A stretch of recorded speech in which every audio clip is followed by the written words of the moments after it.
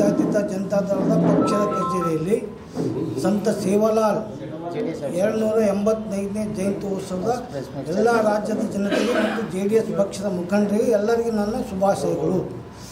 ಜೊತೆಗೆ ಈಗ ಸಂತ ಸೇವಾಲಾಲ್ ಮಹಾರಾಜರ ಜಯಂತಿ ನಾವು ಆಚರಣೆ ಮಾಡೋದು ಅಷ್ಟೇ ಅಲ್ಲ, ನಾವು ಅವರು ಏನು ಹಾಕಿಕೊಂಡಂಥ ಮಾರ್ಗದಲ್ಲಿ ನಡಿಬೇಕು. ಅವ್ರು ಏನು ಹೇಳ್ಯಾರ, ಅವ್ರ ತತ್ವಗಳೇನು, ಅವ್ರ ಸಿದ್ಧಾಂತ ಏನು, ಅದಕ್ಕಾಗಿ ನಾವು ನಮ್ಮ ಪಕ್ಷದ ವತಿಯಿಂದ ನಾವು ದುಡಿಬೇಕು. ಒಂದು ಏನಂತಂದರೆ ಸಂತ ಸೇವಾಲಾಲ್ ಮಹಾರಾಜರು ಅವರು ಈ ಜನರಿಗೆ ಏನಾದರೂ ಪ್ರಸಾದ ಕೊಡಬೇಕು ಅಂತೇಳಿ ಅವ್ರು ಕಂಬಲ್ಲಿ ಬಿದ್ದಾಗ ಇಡೀ ಪ್ರದೇಶವನ್ನೇ ಭೂಮಿಯನ್ನೇ ಅವರು ಸ್ಥಿರ ಮಾಡಿ ಜನರಿಗೆ ತಿನ್ನಿಸಿದಂಥ ಒಂದು ನಿದರ್ಶನ ಇದೆ. ಅದಕ್ಕೆ ಅವರ ಮಾರ್ಗದರ್ಶನದಲ್ಲಿ ಅವರು ನಡೆದಂಥ ನುಡಿಗಳಲ್ಲಿ ನಾವು ನಂಬಿಕೆ ಇಟ್ಟು ಸಂತ ಸೇವಾಲಾಲ್ ಮಹಾರಾಜರ ಜಯಂತಿಯನ್ನು ಆಚರಣೆ ಮಾಡೋಕ್ಕೆ ಸ್ವಾರ್ಥಕ್ಕಾಗ್ತಕ್ಕಂಥ ಮಾತನ್ನು ಈ ಸಂದರ್ಭದಲ್ಲಿ ಹೇಳಿ, ಪಕ್ಷದ ಎಲ್ಲ ಮುಖಂಡರು ಕಾರ್ಯಕರ್ತರು ನಾವು ಪಕ್ಷಕ್ಕಾಗಿ ತ್ಯಾಗ ಮಾಡಬೇಕು ಅಂತಕ್ಕಂಥ ಮನೋಭಾವನೆ ನಮ್ಮಲ್ಲಿ ಬೇಕು. ಬರೀ ತತ್ವ ಸಿದ್ಧಾಂತಗಳು ಅಳವಡಿಸ್ಕೊಂಡ್ರೆ ಆಗೋದಿಲ್ಲ, ಪಕ್ಷಕ್ಕಾಗಿ ನಾವು ದುಡಿಬೇಕು.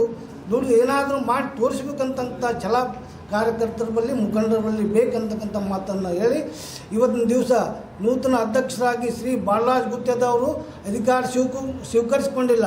ಅದಕ್ಕಾಗಿ ಅವರು ಅನುಪಸ್ಥಿತಿಯಲ್ಲಿ ಇವತ್ತಿನ ಈ ಜಯಂತಿ ಉತ್ಸವವನ್ನು ಆಚರಣೆ ಮಾಡ್ತಾಯಿದ್ದೀವಿ. ಅದು ಅವ್ರು ಹೇಳಿದಾಗ ನಾನು 23 ತಾರೀಕಿಗೆ ನಾನು ದೇವೇಗೌಡರು ಕರೆಸ್ಕೊಂಡು ಪ್ರಮಾಣ ವಚನ ಇದು ಅಧಿಕಾರ ಸ್ವೀಕಾರ ಸಮಾರಂಭ ಮಾಡ್ತೀನಿ. ಅದಕ್ಕಾಗಿ ನೀವೆಲ್ಲರೂ ಕೂಡಿ ಈ ಸೇವಾಲಾಲ್ ಜಯಂತಿನ ಆಚರಣೆ ಮಾಡಿರಿ ಅವ್ರು ಅಂದಾಗ ಮಾತ್ರ ನಾವು ಆ ಕಣಕ್ಕೆ ಇಳಿದಿದ್ದೀವಿ, ಜಯಂತಿ ಮಾಡಿದ್ದೀವಿ. ಈಗ ಎಲ್ಲರಿಗೆ ನಾನು ಫೋನ್ ಮುಖಾಂತರ ಹೇಳಿದ್ದೀನಿ. ಈಗ ತಾವು ಎಷ್ಟು ಜನ ಬಂದಿರಿ ತಮ್ಮೆಲ್ಲರಿಗೆ ಧನ್ಯವಾದಗಳನ್ನು ಅರ್ಪಿಸುತ್ತಾ ಸೇವಾಲಾಲ್ ಜಯಂತಿ ಪರವಾಗಿ ತಮ್ಮೆಲ್ಲರಿಗೆ ಶುಭಾಶಯ ಕೋರಿ ನನ್ನ 4 ಮಾತು ಮುಗಿಸ್ತೀನಿ. ಜೈ ಹಿಂದ್, ಜೈ ಕರ್ನಾಟಕ.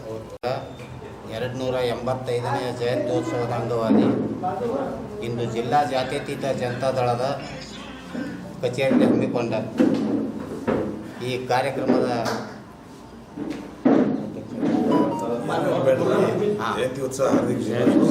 ಜಯಂತ್ಯೋತ್ಸವದ ಹಾರ್ದಿಕ ಶುಭಾಶಯಗಳು. ಅದೇ ರೀತಿ ಈ ರಾಜ್ಯದ ಜನರು ಈ ಜಿಲ್ಲೆಯ ಜಾತ್ಯತೀತ ಜನತಾ ದಳದ ಕಾರ್ಯಕರ್ತರ ಪರವಾಗಿ ಸಮಸ್ತ ಕಲ್ಯಾಣ ಕರ್ನಾಟಕ ಹಾಗೂ ರಾಜ್ಯದ ಜನತೆಗೆ ನಾನು ಶುಭ ಕೋರುತ್ತೇನೆ. ಸೇವಾಲಾಲ್ ಮಹಾರಾಜರು ಯಾವ ರೀತಿ ನಡೆದಿದ್ದರು, ಅವ್ರ ಚರಿತ್ರೆ ಏನು ಅಂತಕ್ಕಂಥದ್ರ ಬಗ್ಗೆ ತಮಗೆಲ್ಲರೂ ಗೊತ್ತಿರ್ತಕ್ಕಂಥ ಒಂದು ವಿಷಯ.